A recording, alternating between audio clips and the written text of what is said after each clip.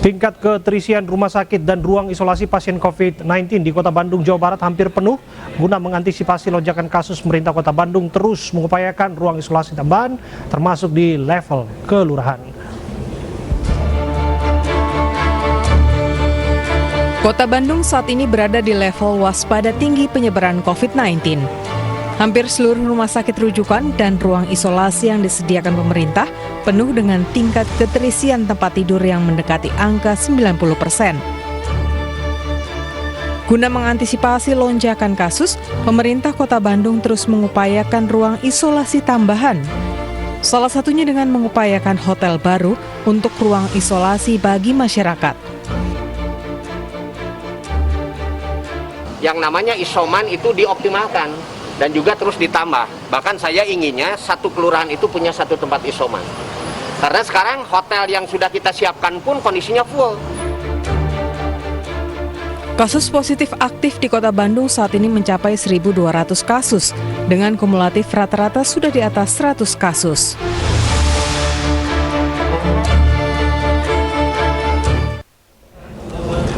Tidak hanya di Bandung, okupansi rumah sakit darurat Wisma Atlet hampir mencapai 70%. Dan untuk mengetahui kondisi terkini di Wisma Atlet, sudah ada rekan kami Camar Haenda di lokasi. Selamat malam, Camar.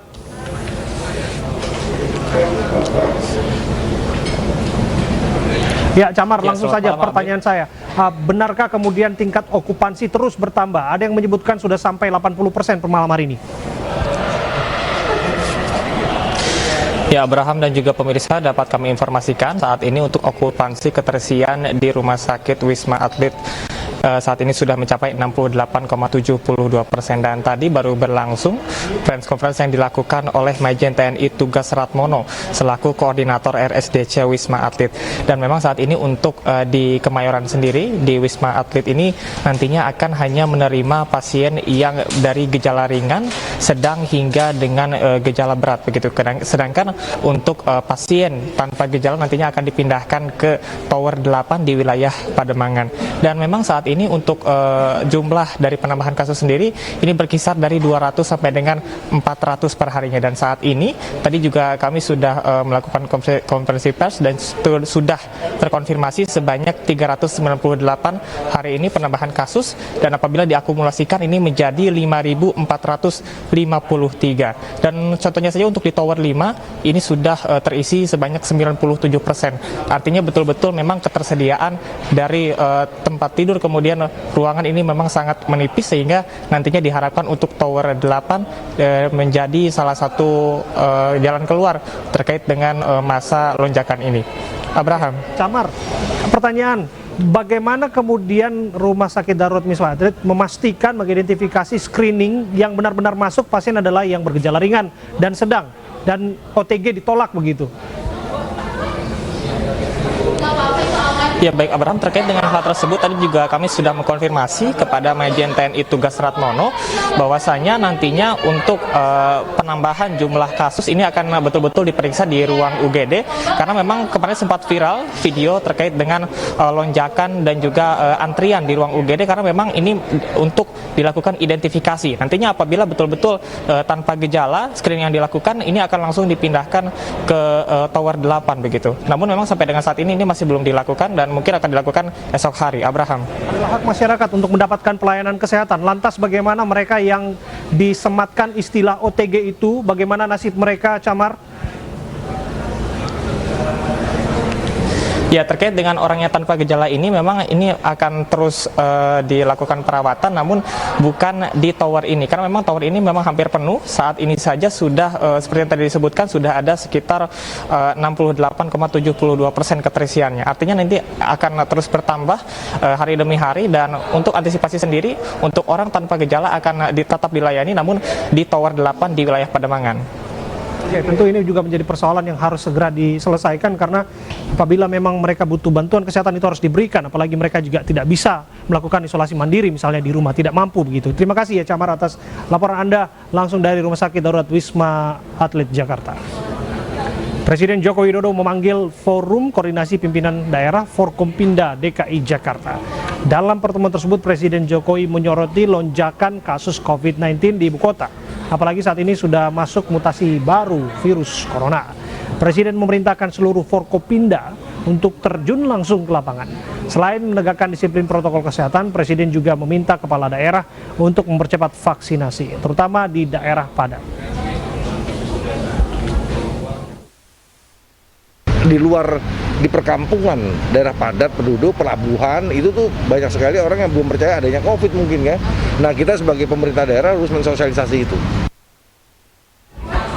Ibarat bom waktu, lonjakan COVID pasca Lebaran menjadi kenyataan. Lonjakan kasus COVID-19 di Indonesia sangat-sangat mengkhawatirkan. Bahkan 5 provinsi teratas dengan kenaikan kasus ada di Pulau Jawa.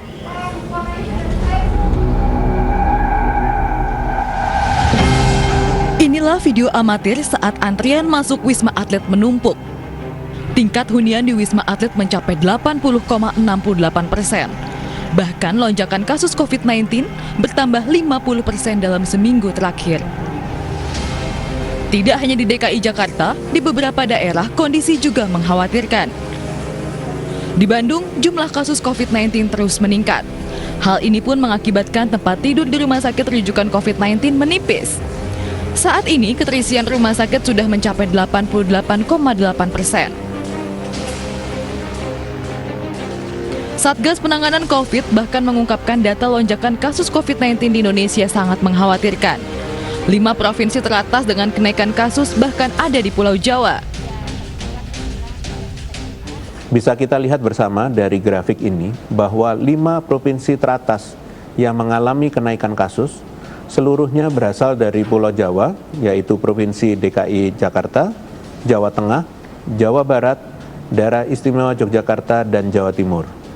Bahkan provinsi ke-6 teratas juga berasal dari Pulau Jawa, yaitu Provinsi Banten, dengan kenaikan kasus lebih dari 400 hingga 7.000 kasus di minggu ini. Peningkatan kasus COVID-19 di tanah air membuat pemerintah pusat maupun daerah pasang kuda-kuda. Bahkan, pemerintah kembali memperpanjang PPKM Mikro untuk perkantoran yang berada di zona merah untuk menerapkan 75% work from home. Work from home-nya 75%. Jadi untuk daerah-daerah berbasis PPKM Mikro merah, itu kantornya 25%, namun kantor itu harus digilir. Artinya 25% itu bukan mereka yang itu-itu saja, tetapi harus diputar. Lonjakan COVID di tanah air seolah menjadi bom waktu. Prediksi lonjakan setelah Lebaran menjadi kenyataan. Lantas, akankah pemerintah pusat mengambil langkah tegas dan strategis untuk menghalau badai COVID?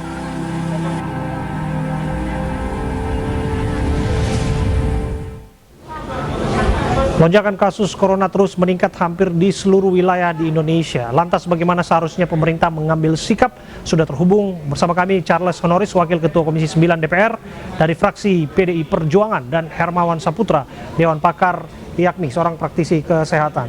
Assalamualaikum, selamat malam Bapak. Waalaikumsalam, selamat malam Bung Bram. Ya, saya ke malam, Pak Charles. Bang Charles terlebih dahulu. Bang Charles, kita diperhadapkan pada persoalan besar ini. Kegentingan terus terjadi di sejumlah wilayah, termasuk di ibu kota. Menurut Anda, apakah memang lockdown dalam tanda kutip karantina wilayah secara ketat itu adalah satu-satunya jalan untuk menyelamatkan apa yang terjadi saat ini? Ya, yang pertama memang kita sedang melihat kondisi yang sangat mengkhawatirkan ya, bahwa memang angka penularan setiap harinya kita lihat ada peningkatan, tetapi terlebih daripada angka penularan yang lebih mengkhawatirkan menurut saya adalah tingkat keterisian rumah sakit yang semakin hari semakin tinggi. Artinya stok ketersediaan tempat tidur bagi pasien COVID juga semakin menipis ya. Di beberapa kota bahkan sudah di atas 90%. Artinya ketika masyarakat sakit ya COVID dan perlu untuk dirawat di rumah sakit, yang bersangkutan mungkin tidak akan bisa mendapatkan pelayanan kesehatan yang memadai ya, sehingga orang yang seharusnya bisa selamat bisa saja sakit parah atau sampai meninggal gitu.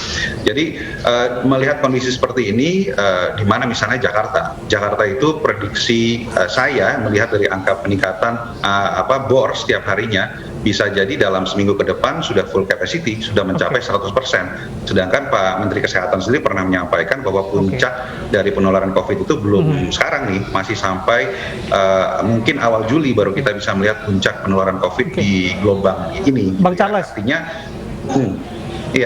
hal terakhir yang kita tidak harapkan terjadi adalah bahwa Indonesia akan seperti India. Kita berakhir seperti India karena mutasinya pun sudah ada di kita, bukan hanya dari India, yang Afrika Selatan juga dan Inggris juga sudah ada di kita. Soal keterisian rumah sakit juga itu Anda sudah soroti. Hak masyarakat untuk tetap mendapatkan fasilitas kesehatan bagaimanapun kan?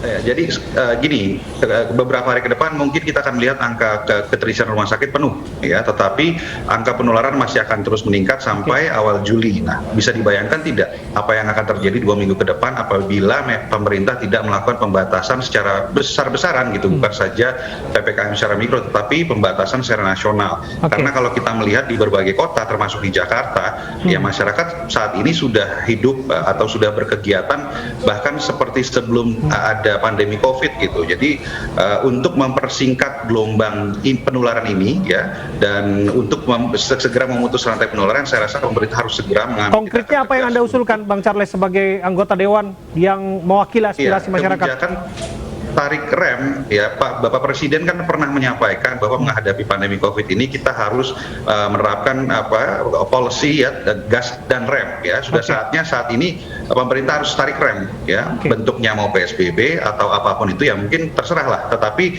kita tidak bisa membiarkan masyarakat berkegiatan tanpa batas, ya, seperti yang kita lihat di berbagai kota-kota besar hari-hari belakangan ini.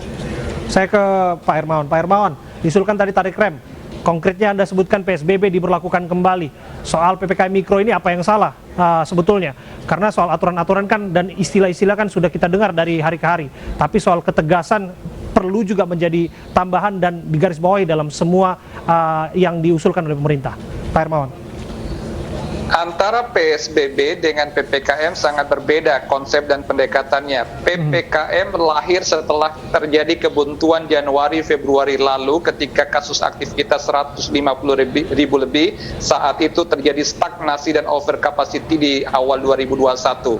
Sementara PSBB ini adalah satu-satunya kebijakan pengendalian COVID pada level nasional, amanat PP 21 2020 terbit 31 Maret 2020 yang lalu.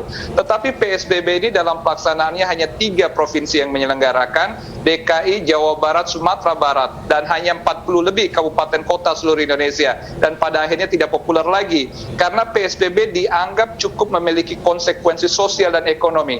Namun demikian, perjalanan kita 1 tahun lebih ini, kita melihat terkatung-katungnya penyelesaian, ekonomi tidak juga kunjung membaik secara signifikan, malah kita terpuruk secara kesehatan.